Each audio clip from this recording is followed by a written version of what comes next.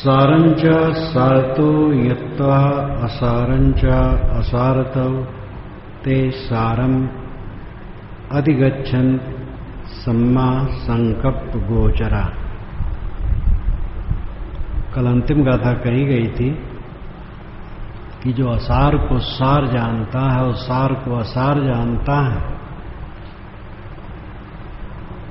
वह मिथ्या संकल्प में विचरने वाला सार को नहीं पाता, लेकिन जो सार को सार समझता है और असार को असार समझता है वह सम्यक संकल्प गोचर होता है।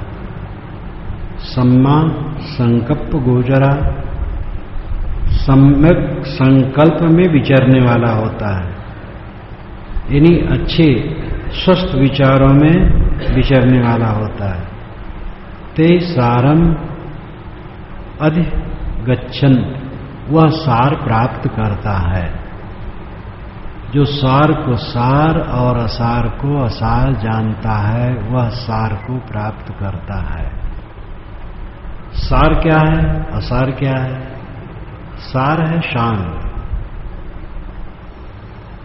जिन जिन कामों से शांति मिले वो काम सार का पथ है, सार सत्य। और अशांति बढ़े वो असार का पथ है। कौन काम आप करते हैं इस पर बहुत नहीं कहा जा सकता। हल चलाते हैं कि दफ्तर में काम करते हैं कि कारखाना में काम करते हैं कि खेत में काम करते हैं कि सड़क पर गिट्टी कूटते हैं, पूजा पाठ करते हैं,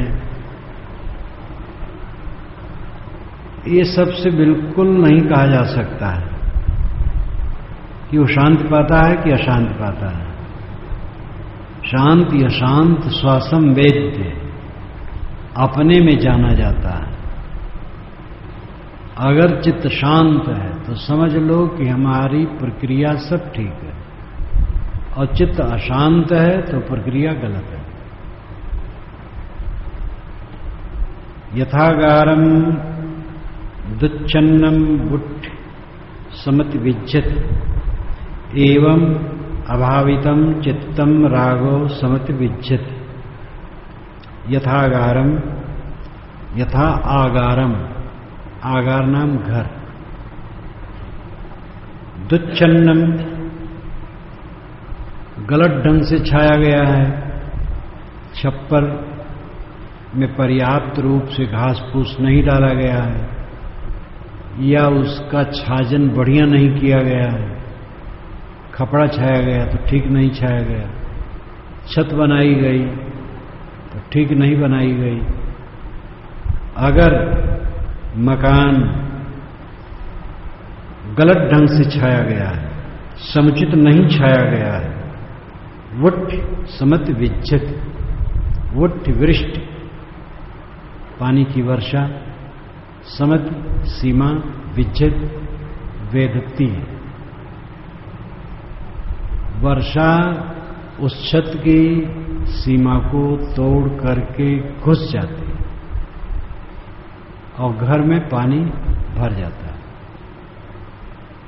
जैसे गलत ढंग से छाया हुआ मकान, वर्षा का पानी उसमें घुस जाता है, छत को तोड़ देता है। एवं अभावितम चित्तम, एवं इसी प्रकार अभावित चित्त, समाधि रहित चित्त, साधना रहित चित्त, रागो समति विज्जत, राग समत सीमा को विज्जत तोड़ देता और घुस जाता है। भावना, बौद्ध प्रक्रिया में भावना कही जाती है। कौन सी भावना तुम करते हो? इधर कुरुपांचाल क्षेत्र में ज्ञान का गढ़ बहुत दिन तक रहा, उपनिषदों के चिंतन काल में रहा और वैदिक युग से रहा होगा, उपनिषदों के चिंतन काल में तो खूब रहा, और बौद्ध काल में भी रहा। बौद्ध काल में कुरपांचाल क्षेत्र में नारियां जब कुएं पर पानी भरने जाती तो एक दूसरे से पूछती, बहन तुम कौन सी भावना करती हो? बहन मैं तो कुछ नहीं कर पाती हूं। छी छी, तुम्हारी जिंदगी बेकार है। पनघट पर स्त्रियां भी ध्यान के विषय में बात करती थी कि ध्यान करती हो कि नहीं। भावना ध्यान के लिए प्रयुक्त है। कौन सी भावना? अब ध्यान के विषय में प्रक्रिया अलग अलग होती है। कोई नाद योग करता है, दृष्टि योग करता है, बिंद योग करता है। अपने मन को ठहराने की प्रक्रिया क्या है? बैठे आंखें बंद की, बंद आंखों में जो दिखाई दिया उसी में बराबर मन को रोकते हैं, ये दृष्टि योग है। सांस आती जाती है, सांस पर मन ठहराते हैं, ये स्वर योग है। एक बिंदु की कल्पना हृदय में, कंठ में, त्रिपुटी में कहीं कर ली और उसी में मन को ठहराते, बिंद योग है। ऐसे साधक बैठा और पूरे शरीर को देखता है, कणों का जोड़ है, प्रवाह है, सब कांप रहा, सब भाग रहा, सारे कण भाग रहे। अगर रासायनिक दृष्टि से हम शरीर या किसी वस्तु को देख पाएं तो लगेगा कुहिरा के तरह सब नाच रहा, कण कण नाच रहा। हर क्षण वस्तुओं में द्रव्य मिलते और छूटते रहते हैं। तो कोई भावना जिससे मन अनासक्त हो, यही भावना करो कि हमारे साथी बराती एक एक उठ करके चले गए। हमारे साथियों में बहुत लोग चले गए, जिनके साथ हम खेलते थे उनमें कई लोग पहले ही मर गए। पढ़ते थे, पढ़ाई के समय में जो हमारे मित्र थे, पढ़ते पढ़ते बेचारे थोड़ी उम्र में मर गए। हमारे बाबे दादे मर गए, बहुत साथी मर गए। उसी मरने के नंबर में अपना शरीर लगा हुआ है। इस भावना को करो दृढ़ता से, कोई दुख नहीं रहेगा। तो जिससे मन शांत हो, ऐसा भाव जो नहीं रखता है, अभावितम चित्तम रागो समत विज्जति, यथाकारम दुच्छन्नम बुट्ठ समत विज्जति। जैसे मकान को ठीक से न छाने से वर्षा का पानी उसमें बेध करके घर को भिगा देता है, एवं अभावितम चित्तम रागो समत विज्जति। इसी प्रकार भावना विहीन चित्त, साधना विहीन चित्त, ध्यान से रहित चित्त, एकाग्रता से रहित चित्त में राग घुस करके बिगाड़ देता है, मानसिक दशा को बिगाड़ देता है। राग घुसा बस सब खराब हुआ। राग, मोह, आसक्ति, लिप्सा। लेकिन यथागारम स्वच्छन्नम बुट्ठिना समति विज्जति, एवं स्वाभावितम चित्तम रागो न समति विज्जति। यथागारम स्वच्छन्नम, जैसे आगार है और स्वच्छन्न है, अच्छी तरह से छाया हुआ है। आगार मकान, पाली में अगार, संस्कृत में आगार।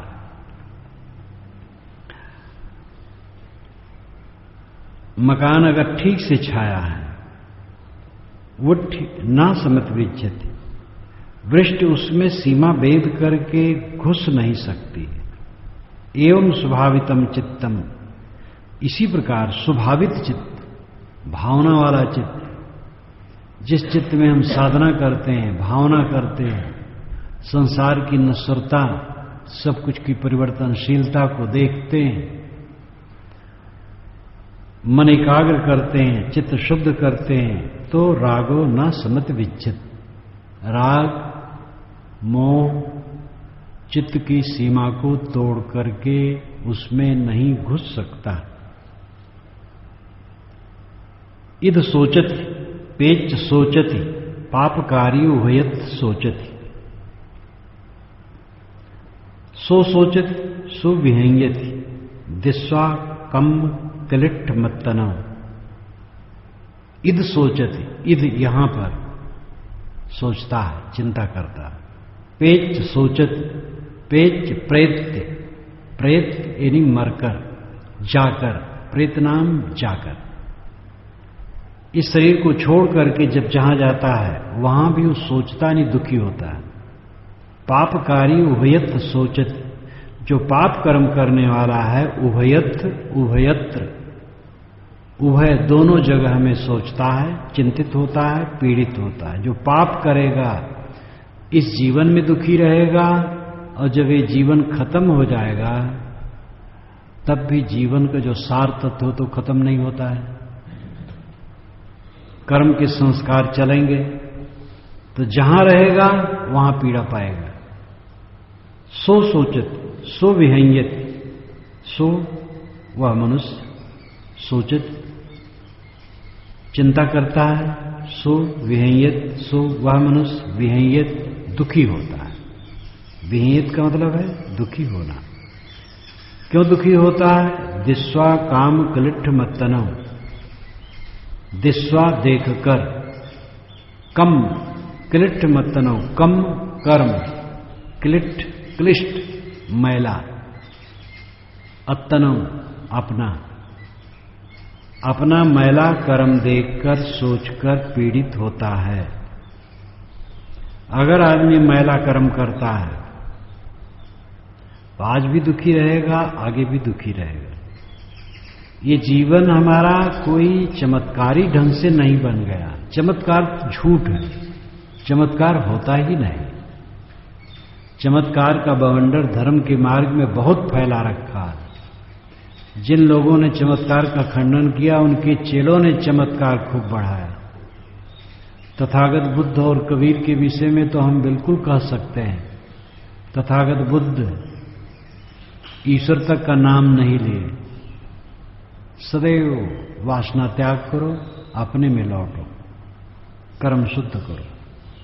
सीधी सादी बात बताए, लेकिन उनके पीछे उनके भक्तों ने जो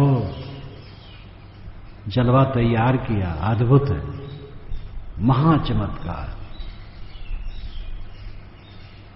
वैनसांग 6ठी शताब्दी में चीन में यही आंदोलन में पड़े कि क्या इस जीवन में कोई बुद्ध हो सकता है, समाधान ही नहीं हुआ। तो वो चले भारत के लिए, पता नहीं उनका समाधान हुआ कि नहीं हुआ। बुद्ध क्या, निरहु भिरहु भी कोई नहीं हो सकता। जो है सो है, राम राम है, श्याम श्याम है, न राम श्याम हो गए न श्याम राम हो गए। हम बुद्ध कैसे हो जाएंगे? वस्तुतः बुद्ध होना है मोह त्याग देना, अपने आप में विश्राम, शांत पा जाना, और ये कोई भी हो सकता है। बुद्ध का बुद्धत्व है शांत आत्मा हो जाना, कबीर का कबीरत्व है शांत आत्मा हो जाना, और कोई भी हो सकता है। तो उसमें परेशानी क्या है? अब बुद्ध की प्रतिभा, कबीर की प्रतिभा, महावीर की प्रतिभा, दयानंद विवेकानंद की प्रतिभा, शंकराचार्य की प्रतिभा, ईसा की प्रतिभा, नानक की प्रतिभा, अपनी उनकी प्रतिभा है, मोहम्मद की प्रतिभा। तो सबकी अपनी अलग अलग प्रतिभा होती है, अलग अलग योग्यता होती है। एक के समान दूसरा कैसे हो जाएगा? होने का मतलब यहां है यही कृतार्थ हो जाना, और कृतार्थ कोई भी हो सकता है। इसमें बहुत सरलता से समझा जा सकता है, लेकिन जब चमत्कारी घटाटोप में महापुरुषों का जीवन आवृत कर दिया जाता है तब समझना मुश्किल हो जाता है। तो चमत्कार कुछ नहीं, चमत्कार होता ही नहीं, सब नियमबद्ध होता है। पुनर्जन्म न मानने से फिर ये मानना पड़ेगा शरीर चमत्कारी ढंग से बन गया। बिना कर्म के बन गया, बिना कर्म के कोई कोढ़ी हो गया और कोई संपन्न हो गया, कोई बुद्धू है मूर्ख और कोई प्रतिभावान है, ये बिना कर्म फल के ही हो गए। ये कैसे हो सकता है? इसलिए तथागत कहते हैं पाप कर्म करने वाला इद सोचित पेच सोचित पापकारी उभयत सोचित सो सोचित सुविहेयत दिस्वा कम किल्ठ मत्तन। जो पाप कर्म करने वाला है आज पीड़ित होता है, आगे पीड़ित होता है। पाप करने वाला दोनों जगहों पर पीड़ित होता है, लोक परलोक में। वह चिंतित होता है, पीड़ित होता है अपने मैले कर्मों को देखकर। तिस्वा कम किलिठ मत्तनम इद मोदत पेच मोदत कत पुण्यो उभयत मोदति सो मोदति सोपमोदति दिस्वा कम विशुद्ध मत्तनम। इद मोदत, इद इह, यहां पाली में इद, संस्कृत में इह, हिंदी में यहां मोदति। जो पवित्र कर्म करने वाला है आज प्रसन्न होता है। पेच मोदति, जा करके प्रसन्न होता है। इस शरीर को छोड़ देगा, जहां रहेगा वो सत्य, वो जीव, वहां वो मोदित होगा। बौद्ध परंपरा में जीव को सत्व कहते हैं। वह सत्य जहां रहेगा वहां मोदित होगा। कतपुण्यो उभयत्र मोदति, जो पुण्य कर्म करता है उभयत्र, दोनों जगह, उभय अत्र, उभयत्र दोनों जगह, लोक में परलोक में, यानी आज और आगे आपकी सत्ता नित्य है। जहां आप रहेंगे अपने कर्मों का लेखा जोखा चलेगा। सो मोदति सोपमोदति, वह प्रसन्न होता है, वह अधिक प्रसन्न होता है। मोदत प्रमोदित, प्रसन्न होता है, अधिक प्रसन्न होता है। क्यों? दिस्वा कम विशुद्ध मत्तनौ, दिस्वा देखकर कम विशुद्धम अत्तनौ, अत्तनौ अपने विशुद्ध कर्म को देख करके प्रसन्न होता है। अपने पवित्र कर्मों के प्रभाव से आनंद कंद होता है। इसलिए जीवन की सफलता है पवित्र कर्मों में रमना। इद तप्पति पेच तप्पति पापकारी उभयत तप्पति पापम में कतन तप्पति भीयो तप्पति दुर्गतिम गतौ। इद तप्पति, यहां पर तपता है। पेच तप्पति, शरीर छोड़ करके जाता है, जहां रहता वहां तपता है। पापकारी उभयत तप्पति, पाप करने वाला दोनों जगहों में, लोक में परलोक में, आज और आगे हर जगह तपता है, जलता रहता है। पापम में कतन तप्पति, मैंने पाप किया है, कतन किया है इसलिए तप्पति।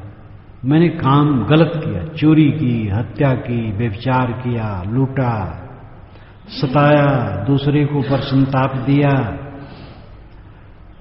ऐसा सोच करके वो जलता है। भीयो तप्पति दुर्गतिम गतौ, दुर्गतिम गतौ, दुर्गतिम गता, दुर्गति को प्राप्त करके, गता प्राप्त करना, गतौ प्राप्त करना, दुर्गतिम गतौ दुर्गत प्राप्त करके, अपनी अधोगत प्राप्त करके। भीयो तप्पति, भीयो भूय बहुत तपता है। मनुष्य का मन उसे जलाता रहता है दुष्कर्म करने के कारण। इद नंदति पेच नंदति कत पुण्यो उभयत नंदति पुण्यम में कतंते नंदति भीयो नंदति सुगतिम गतौ। यहां आनंद प्राप्त करता है।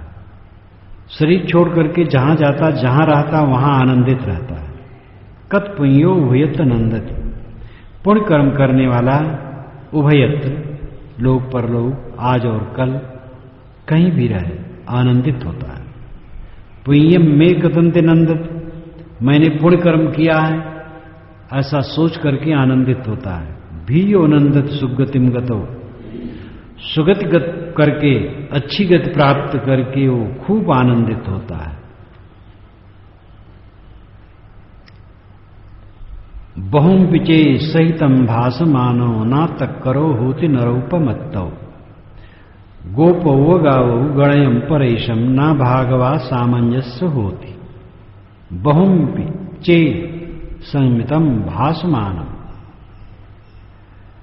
चे यदि बहुमपि सहितम भासमानम, बहुत संहिताओं का कोई भाषण कर ले। संहिता का मतलब है संग्रह। वेदों को संहिता कहा जाता है। ऋग्वेद संहिता, यजुर्वेद संहिता, अथर्ववेद संहिता, सामवेद संहिता, यानी संग्रह। तो बहुमपिचे सहितम भासमानम, कोई बहुत संहिताओं का भाषण कर ले, प्रवचन कर ले, उस पर व्याख्यान दे ले। ना तक करो होते नरोपमत्तौ, लेकिन आदमी प्रमादी है, ना तक करो उसके अनुसार करता नहीं है।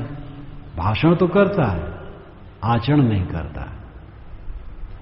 गोपो गाओ गणेम परेशम, वो तो गोपो व गोप यू है। गोप नाम रक्षक, गोप नाम ग्वाला, गो गाय, और गाय की जो रक्षा करे वो गोप। फिर संस्कृत और पाली इत्यादि में हो गया गोप का अर्थ रक्षक।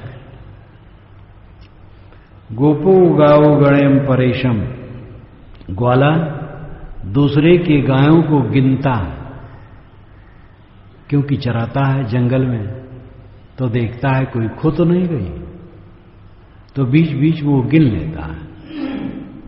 गोपो गायो गणयम परेशम ना भागवा सामंजस्य होती। अब वो गिनता तो है, लेकिन उसका मालिक नहीं होता है, केवल चराने वाला होता है। गिनता तो रहता है, ध्यान रखता है, कोई गाय इधर उधर तो नहीं चली गई, लेकिन उसका वो मालिक नहीं होता, केवल मजदूरी पाता है। इसी प्रकार कोई बहुत भाषण करे, ज्ञान का व्याख्यान करे, लेकिन आचरण न करे, ना भागवा सामंजस्य होती। सामंजस्य श्रावणस्य, श्रवणपन, संन्यासपन, उस संन्यासपन का भागवा भागीदार नहीं होता, उस सन्यासी होने का अधिकारी नहीं होता, साधक होने का अधिकारी नहीं होता, कल्याण प्राप्त करने का अधिकारी नहीं होता। जो केवल ज्ञान की चर्चा करता है, किताबों को वांचता है, व्याख्यान करता है, विश्लेषण करता है, लेकिन आचरण नहीं करता है, तो उसी तरह वह है दूसरे की गायों को गिनने वाली ग्वाले की तरह। बड़ा व्याख्यान करता है, वो उस दशा को प्राप्त नहीं करता। लेकिन अपम्पिचे सहितम भासमानो धम्मस होत अनुधम्मचारी रागंच दोषंच पहाय मोहम संपप्पजानो सुविमुक्त चित्तौ अनुपादियानो इदो आहुरम वा सा भागवा सामंजस्य होती। अपम्पिचे सहितम भासमानो, अपम्पि अल्पम अपि, थोड़ा भी,